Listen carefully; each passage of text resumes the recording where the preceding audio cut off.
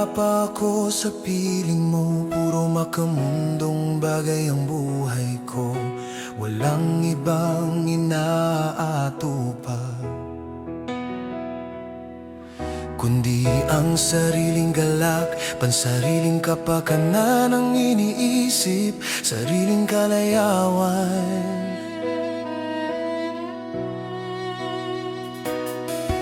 Kung saan napupunta at tila ba walang direksyon ang buhay ko, kaya naman isa akong matatawag na tupang ligaw. Hindi alam kung saan tutungo, kung magpapatuloy pa ba sa ganitong pamumuhay. Ngunit hindi mo ako iniwan, ni hindi mo ako pinabayaan, at ako'y tinawag mo. Dahil sa biyaya ng Diyos, ako ay hinanap niya. Sa pamamagitan ng pananampalataya, naranasan ko ang kaligtasan, kapayapaan at katahimikan. Ngayon araw na ng pasasalamat, kaya ipinapahayag ko sa lahat na lubos akong nagpapasalamat sa Diyos na may likha.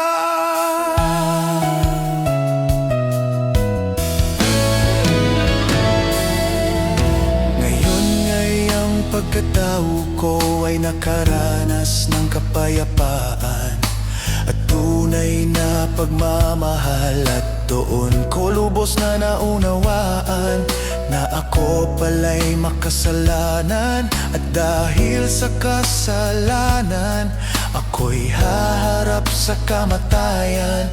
Ngunit darating ang takdang araw, ako'y hindi mapapahamak, kundi magkakaroon ng buhay na walang hanggan. Dahil siya ang daan patungo sa piling ng Diyos, sapagkat kailanman ang pangako ng Diyos ay hindi gaya ng pangako ng tao. Kapag siya'y nangako, kanya itong tutuparin.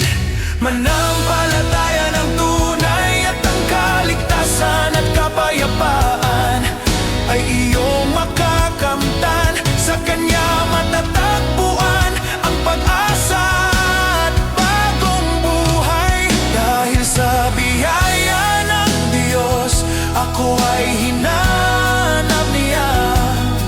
Sa pamamagitan ng pananampalataya, naranasan ko ang kaligtasan, kapayapaan at katahimikan. Ngayon araw na ng pasasalamat, kaya ipinapahayag ko sa lahat na lubos akong nagpapasalamat sa Diyos na may likha.